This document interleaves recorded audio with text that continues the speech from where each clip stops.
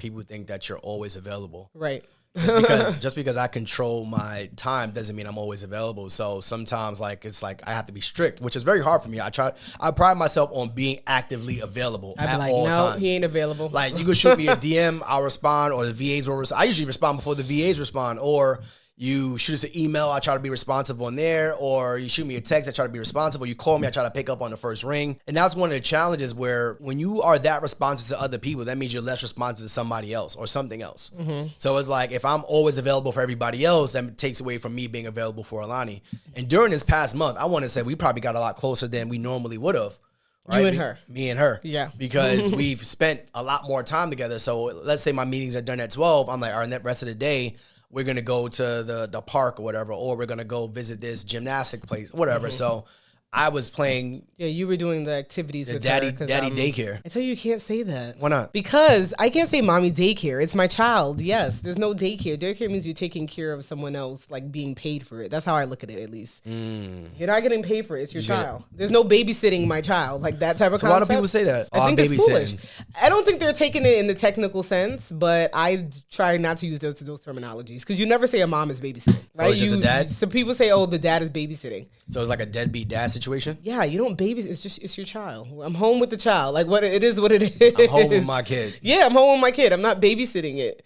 You get paid for those things. I guess. Those services, at least. So deadbeat dads. This is how I see it, at least. So deadbeat dads, stop saying you babysitting your kids. That's what Janoka's saying. You're not a deadbeat if you're like, I'm not using it in that sense, but just being mindful of terminology. That's all I'm saying. That's all I'm saying. If you show up, you show up. It is what it is. Yeah. But yeah, activities he was able to go to. But in the meantime, it was that hard decision of, are we going to look for another nanny? Do we want to look for another nanny, or are we going to put her into school? So the school search started. Something like I mentioned that's big for us is her speaking Spanish. So a school that has Spanish immersion, that brings our window smaller and smaller. I just want to make this. What's Spanish immersion? Spanish immersion means that in the classroom, that's all they speak is Spanish. I tend to see Spanish immersion and Mandarin immersion are at some schools, they'll offer those services. So that means that's the only language they speak in that classroom. Maybe twice a week they may get English, right? So that's what we want because we know that we will speak English with her.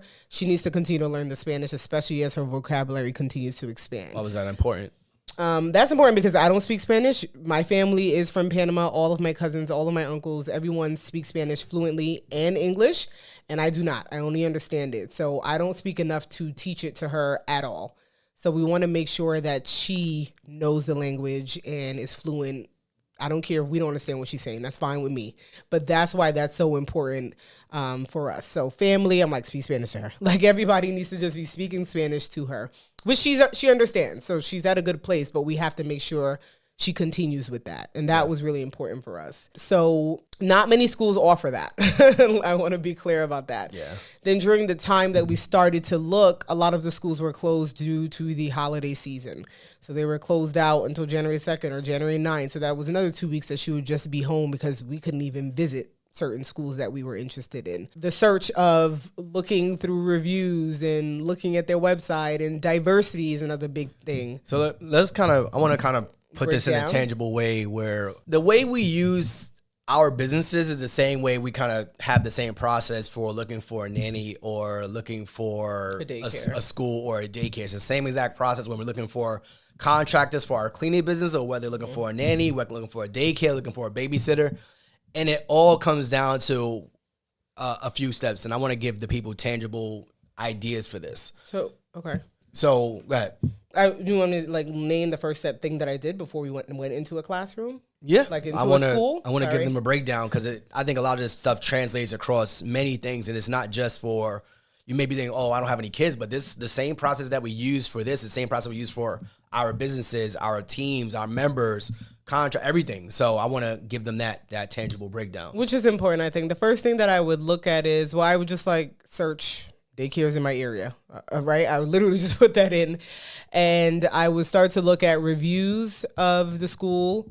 Then I will also go on their website, see what information I could provide there. Many of the schools do not provide pricing on their website. That's just, some of them do, but most of them do not. And I understood that. So with the website part, so you do daycare in my area. So that's SEO. That's search engine optimization right there. With them popping up.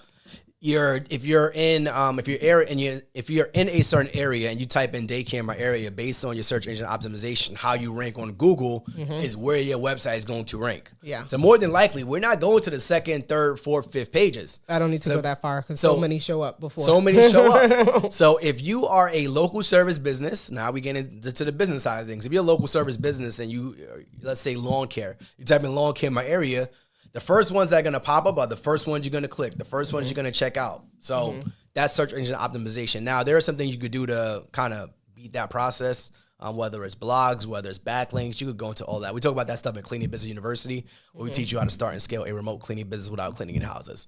So daycare in my area would be the first step, and then now going to their website. So you said there's a few things you're looking for in their websites. Yeah, so also it depends. We were looking for Montessori type schools. It wasn't a must-have, but it was something that we were interested in. So that may narrow down your search, the type of school that you're looking for, if you care about that. What's a Montessori? Montessori is a type of learning, basically on them operating independently and people kind of encouraging them that way versus you just telling them what to do.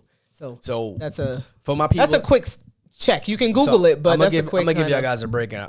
When I first heard the term Montessori and they started breaking it down, I was like, this is gentrified schooling. So if you come from the hood, Montessori is Maria Montessori is the name of the Montessori is exactly when your parents are working full hours. You go home, you have to figure all this stuff out by yourself. And you're doing stuff that you shouldn't be doing by yourself at a certain age. So when you're about 8 years old, you probably shouldn't be taking a bus or the train by yourself. In New York, that's Montessori. That's Montessori learning. You get home, you cooking dinner on the stove. That's Montessori learning. You are literally using the stove. You're using a knife that you probably shouldn't be using. No, but they give them a safe knife. They're cutting apples. The difference is it's in a guided environment where it's less likely to get hurt. But Montessori schooling is essentially gentrified schooling where you didn't have the money growing up and you had to figure this stuff out alone. But it's good because this is more for New York because we're from New York. But I learned a lot of skills and tools that I use later on in life that the people who didn't have that same upbringing was a little bit more, I don't want to say sheltered, but maybe Montessori gives you a lot more freedom to kind of roam and figure things out alone. Right. Yeah, but obviously a teacher's in the classroom, in a guided environment. Like you don't know what you're doing at all. But yeah, so that was another part of it. But so you're making your own bed, you pulling your bed out on the floor, you're sleeping on the floor too. You're not sleeping on the floor. Let these people do their own research. But so yeah, I would check the website. A big thing for me would be diversity. If they shared their director and instructors information. Not all of them share that on the website, but a lot of them do. So I was like, okay, let's see who's the instructors there. That would be important. What else? I also look for extracurricular activities. A lot of them don't allow you to do anything until they're about 3, but I just wanted to see what they had, like soccer, piano, violin, yoga, whatever. Did they offer anything? Even though it's an additional fee, that was important. But otherwise, they're pretty much standard in, they include lunch or this is the structure, so on and so forth. So we had done a search when she was 1 year old originally. So we had an idea of what we were looking for going in again this time. So we didn't visit the schools that we didn't like last time.